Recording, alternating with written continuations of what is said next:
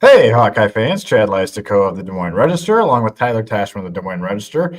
After the Hawkeyes defeat Minnesota 41-3, we saw the spread at 8.5, and I guess it should have been 37.5. This was quite a blowout, Tyler. What do you make of this one? It was just complete beatdown in three phases: the offense, defense, and special teams. It was early in the second quarter. Iowa had already scored at least one touchdown in each of those phases. Iowa had just got off to a really good start offensively, which hasn't always been the case. You look at the Indiana and Penn State games as really slow starts where Iowa dug itself into a quick hole, but a really good first drive where Iowa jumps out to a 7-0 lead. And then the defense making splash plays. They finished with 3 interceptions in these last 3 games in the Wisconsin, Penn State, and now Minnesota. Iowa's forced multiple turnovers in each of them. And Zach Lutmer finally breaking through and getting the pick 6 after 2 weeks in which Iowa was just nearly extended the streak. They finally do it against Minnesota. And he got out of the grasp of a Minnesota offensive lineman. So he left it all out there. And then and Caden Weegan breaking through with the touchdown on the punt. And I mean, I don't know if you could have scripted it much better. Like, it was just a complete domination by Iowa. There was a point in the game where I was like, the only thing that could sour this day was if someone got hurt. Like, if Mark Gronowski got hurt, he got out of it with, it seems like he's doing good health-wise. But I mean, I don't know if you could really ask for much of a better day if you're an Iowa fan. Yeah, someone said in Sports Information that first time since 2019 Holiday Bowl that Iowa scored on offense, defense, and special teams in the same game. Take them at their word for that. But yeah, and Kirk Ferentz made the comment that, similar result too. Iowa won that game against USC 49-24. Amir Smith-Marset on the kick return. I think it was Neiman maybe on the defensive touchdown. I'm pretty sure it was Nick Neiman. Anyway, so similar. Yeah, I mean, they just it was also Northwest Iowa theme. Cooper DeJean from Northwest Iowa. Watching from afar as Iowa gets vindication on the punt return against Minnesota. That was funny after the game that because Bainersy and Lutmer both from Northwest Iowa. But anyway, I thought it was funny after the game. Caden Weegan said he almost called for a fair catch. And when you watch the replay, he did kind of stick his arm up just a little bit. Wouldn't that have been unbelievable if that got wiped out? It's a good thing he didn't step near the boundary, because that's the only reason Cooper got reviewed.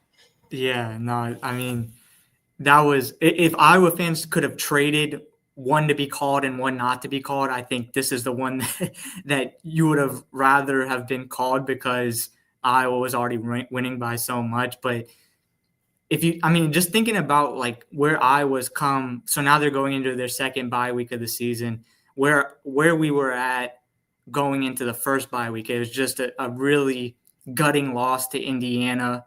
And Mark Gronowski was hurt. You're not sure of like, okay, what is the remainder of the season going to look like?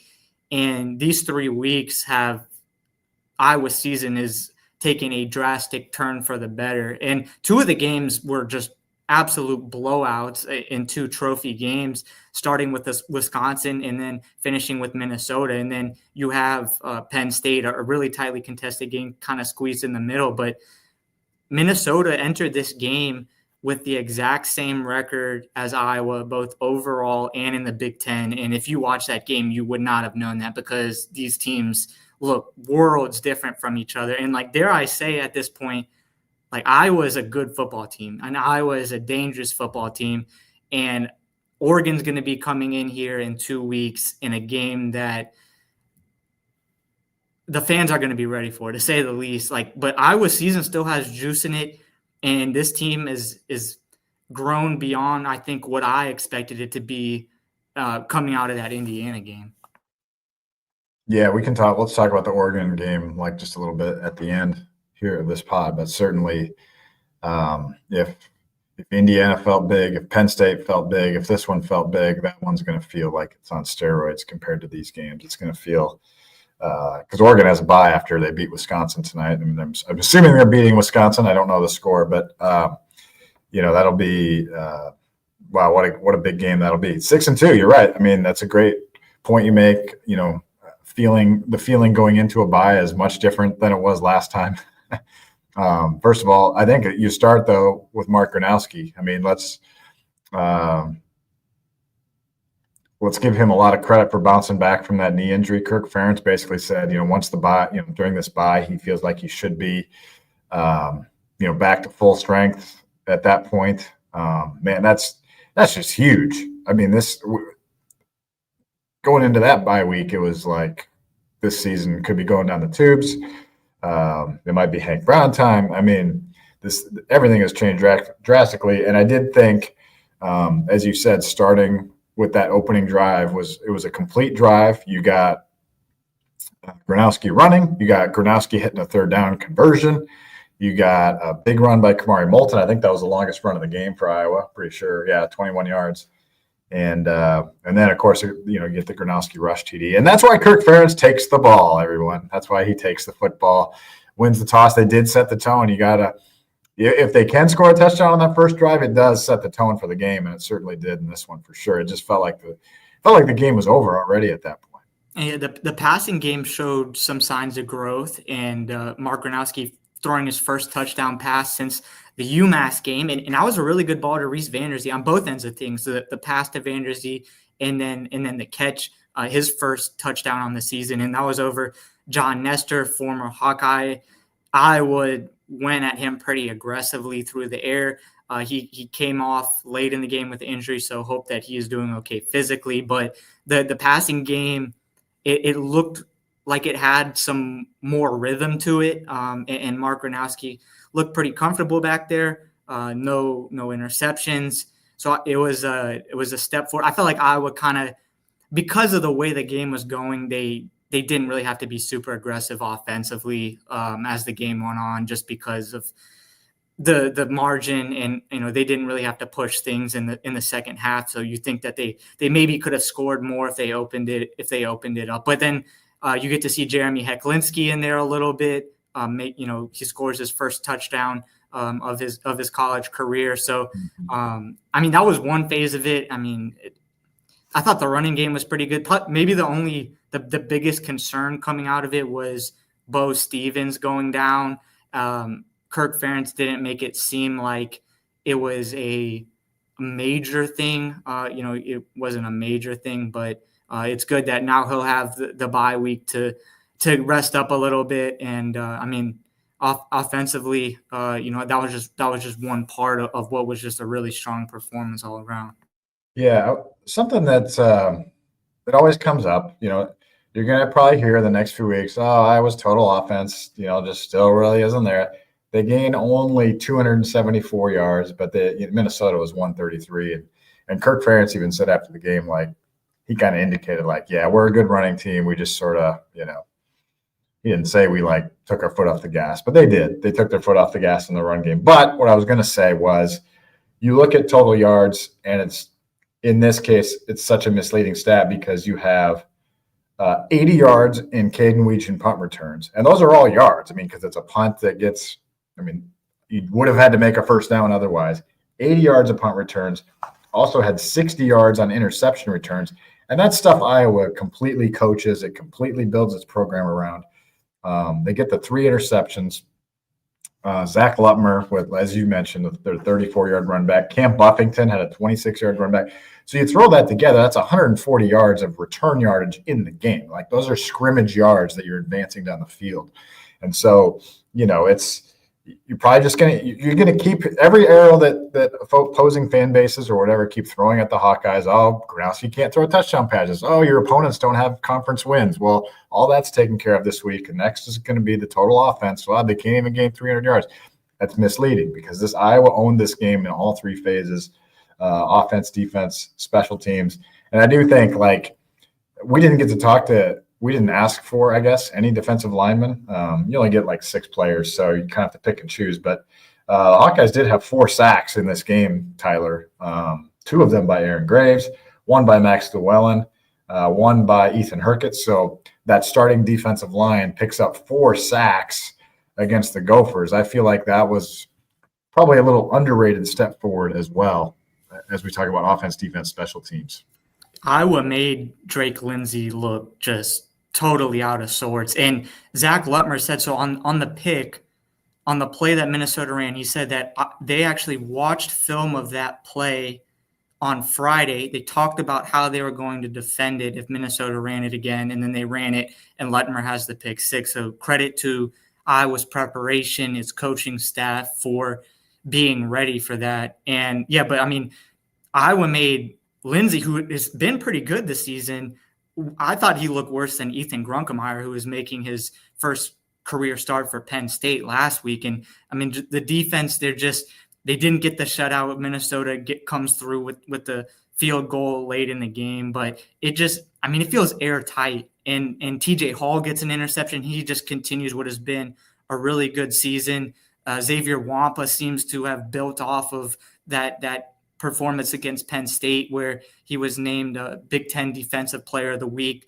Lutmer, the thing about Lutmer is he's a redshirt sophomore, and you think about just how good he has been this season, but then you think about how bright the future is for him individually and for Iowa's defense to be able to have a guy like that who still has so much time left. And I thought Jaden Montgomery played pretty well. The defense looks like a Phil Parker just locked down defense, and we weren't sure if it was going to look like that coming into the season, because just with all the the revolving the new faces that hadn't had a ton of in-game experience, but this defense, they have a legitimate chance to slow down a really good Oregon offense and give Iowa a chance to win that game.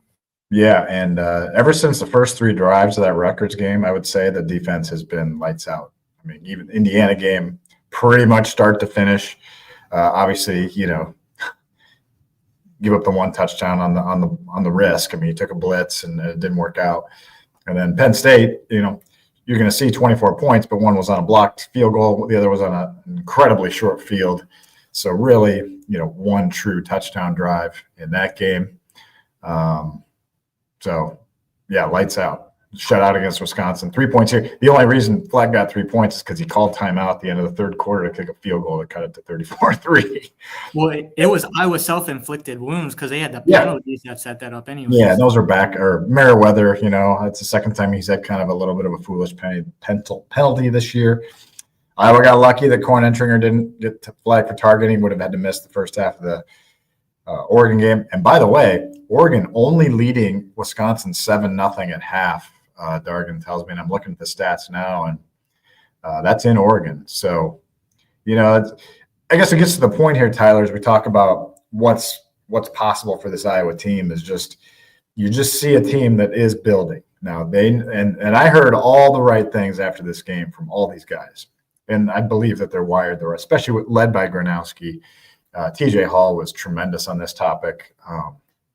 TJ Hall said we all feel like we should have beaten Indiana, but we didn't, and we've had to get better, and we've gotten better, but now we can't get big heads now that we won this game 41-3. We've got to come back and work hard during this bye, and I really believe that they will. I mean, I have all the confidence in the world that this team does not have a big head about itself. It's got a chip on its shoulder going into November, and they could be playing better, and I think that's the other thing Gronowski said too. He's like, the best part about this, the best teams I had at South Dakota State was even if you win by a blowout, you see the things that you could have done better, and you're just continually improvement driven like that. It sounds boring to talk about probably, but I do see those aspects in this team, and that's what makes November for me really exciting to see what happens with this club.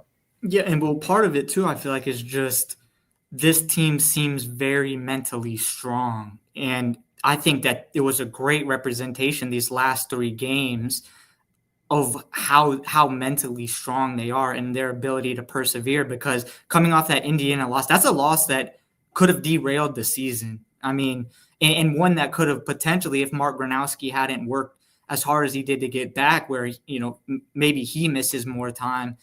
He didn't even miss a single game. So, but coming off that Indiana loss, you go on the road against the Wisconsin team who you felt like would be really motivated, who is facing the program, the head coach is facing criticism. Iowa just wipes them out. Then a Penn State team that lost their head coach, and there's going to be emotions for them going into Kinnick, and Iowa finds a way to win that game. And then Minnesota, where it felt like a really good setup for a letdown for Iowa. After 2 wins, you have one more before you're going in a bye week. It's easy to look forward to see Oregon coming to town, and 0 letdown at all by Iowa. They took care of business.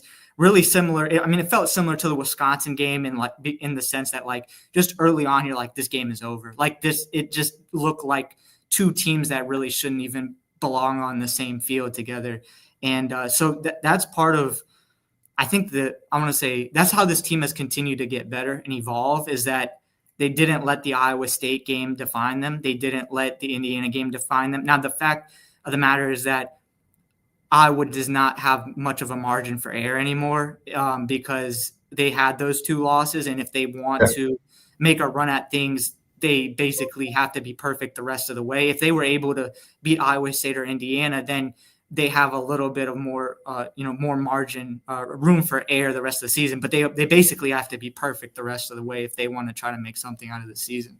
Yeah, I almost think the way this team is wired, that's the way it had to be for this team. I feel like if this team had a target on its back, I feel like, I don't know, maybe things would be a little bit different. But they've been kind of, ever since the start of that Indiana game, feel like they've had their eye on what they need to have their eye on. And now, a really interesting November ahead for sure. That Oregon game is it's gonna be crazy. I feel confident going into that, no matter what, that I feel like Iowa's going to give them a game. I think they're going to give them a game. Oregon's probably going to come in favored, but it's going to be, it's just going to be unbelievable, the build up to that game. And then, no matter what happens, you got to go out west the next week, a place Iowa's not done well at all, at USC. But again, this is what I loved what Ferentz said after the game, and I'll probably be writing my Monday column on this. Something on this topic is just he's always felt November is about toughness, mental toughness. The weather changes, you get deep into the season, and as you just said, Tyler, I do feel like this team is wired the right way. Doesn't mean they're going to win all 4 games in November. That's going to be really difficult to do, but I think they're wired the right way to give themselves a chance.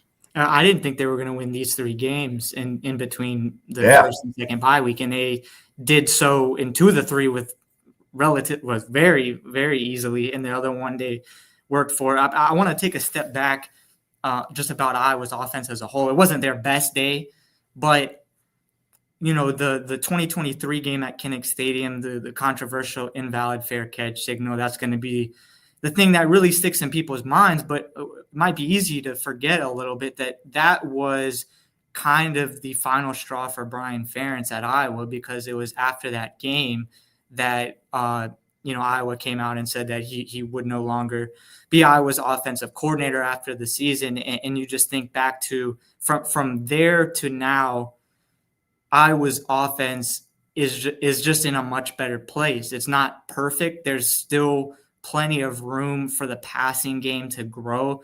But if you think back from that point where Iowa was against Minnesota in 2023, and then after that loss to Tennessee in the bowl game that season, just how much of a better place Iowa's offense is at under Tim Lester. And the fact that there's been some games where Iowa's had to turn to its offense to come through, like the Rutgers game where they, Iowa's defense didn't play well earlier in the game. And, even in the Penn State game, it wasn't Iowa's defense's fault, but they needed the offense to come through in a big spot, and they did. So I just feel like in general, from then to now, Iowa's offense, you just feel much more confident about it and the future of it than it was at this point 2 years ago.